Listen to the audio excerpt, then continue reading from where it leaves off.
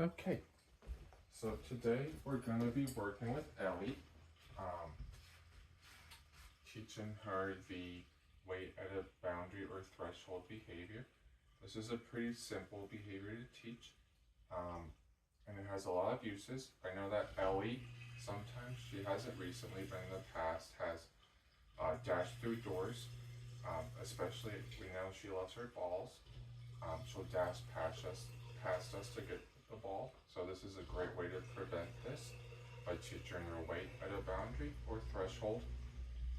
And it can also be used in situations where she is excited when people come home, like you, or guests if they come over, and she wants to jump up and get all crazy. So a good way to prevent that is instead we have her wait somewhere at a boundary, and then we give her the cue that she can come, and then we can have some sort of ritual or something, but we'll work on that later on if we have to. For now, we'll just focus on her waiting at the boundary. A boundary doesn't have to be something like a doorway or door frame. It can be a leash, or in this case, we're going to use a mop or sweeper to act as that. So it can be portable. It gives her a target, something that she recognizes to go to, and it helps her know what she has to do.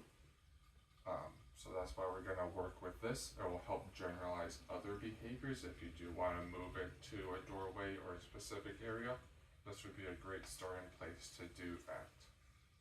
Okay. Now with that said, I'm going to do a quick overview of what we're doing today. So first, we're going to go over what the setup should look like. This is a often overlooked but crucial part of any training experience. You want to make sure that you have everything optimized for your learner. Things like where you stand, where the pet is, where you deliver treats are all important and often overlooked. You don't usually, at least when you start off, you don't usually think about where you deliver treats. But that's important for not only resetting your dog, but setting them up for success in the future. So what I'm going to do is we have our little puppet here, or stuffed animal, acting as our dog. I'm going to sort of set up the environment how I would do it, and then I'll have you do the same thing. I'll just mark every time you do something right. So let's say we have our dog here. They can be lying down, waiting for training. I know Ellie's fairly comfortable just sitting on her own. So once we do that, we want to make sure we place this down here, and then step back a little bit, give up a little bit of space between the barrier and you. And you want to just make sure that the barrier is between yourself and the dog. Because typically when you work with dogs, or dogs typically want to move close to you, and that will put the dog right where we want them, because they're drawn towards the handler. Eventually, we can start to move to different places. This is what we want. Ideally, we don't always want to have to stand on the direct opposite side of the boundary, but for right now, we're just going to be right here. So what we're looking for when you have when you're setting up your environment is that you have the barrier between you and the dog, and that you're about a good distance away. You don't want to stand too close to it, because you want the dog to have room to be close to the barrier without being in your personal bubble. Okay. So if you want to set that up really quick, just to, Just like you did it? yes. Okay, so do this. Yep. And then we'll put Ellie there. Yep. And then I'll be close, but not too close. Perfect. Okay. And then we have our environment set up. So now I'm going to quickly go over what we want from a clicker training in the mechanics department, which I know you're familiar with it. Not good with the clicker. Yeah. So, important tenants, still body. You don't want to give away too much. You don't want to be moving around. So typically I like to have my hands by my sides. Some people find it's better if you have them glued to your body parts. That way you know if you move your hand too early. The trainer at work likes the hand behind the back. Whatever's comfortable for you. You just want to make sure that you're not giving anything away to the dog. So what I'm thinking we'll do is on the count of 3, we'll do is, when I say 3, you'll do a click, just to make sure. I'm gonna observe your body language, make sure that you're good to go. Okay? Still body. If you want to have a body part, your hand glued to a body part. And then on the count of 3, we'll do a click. And then we'll actually give this to you for a second. You can clip that on. And then you'll click. And then with your opposite hand that doesn't click, you reach for the bag, pull out a treat, and hand it. Okay? Ready? 1, 2, 3. Good. We'll try that again. You can just put it back. 1, 2, 3. Good. And one last time. 1, 2, 3. Good. Yeah. You really kept your hand glued there. I'll take that back for a second. You just want to make sure that you're not moving your hand, because that devalues the clicker. It makes the dog focus on your hand instead of the sound of the click, which we don't want. Got it. Okay. Move this back up. So now we'll move into the actual training plan. I'm going to go over a brief example of what shaping this behavior would look like. This is like an example template. Ellie could do this in less steps, or she could do it in more. It just depends. Usually you want to break things down as small as possible. That way you're setting reasonable expectations, because often people get frustrated if a dog's not meeting their goal, and that goal might be too high. So for this, first step would be, I'm actually going to do a little demonstration of this with the puppet so you can see what it looks like. Ellie's here. Imagine she's off the mat.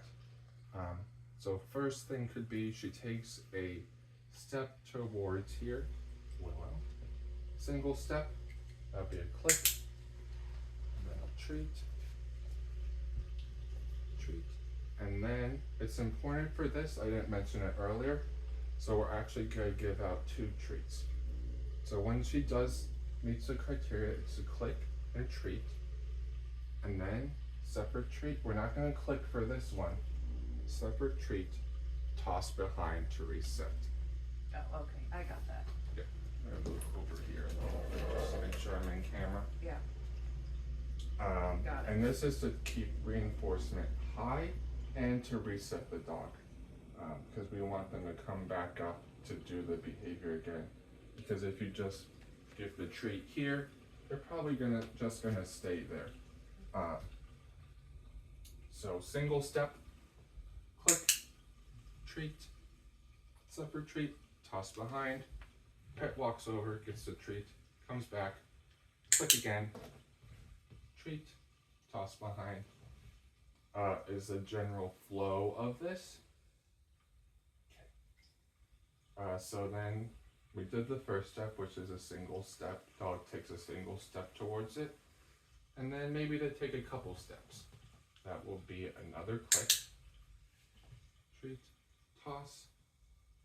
Same thing. Yep. And then third step might be that they sit down in front of there. We click.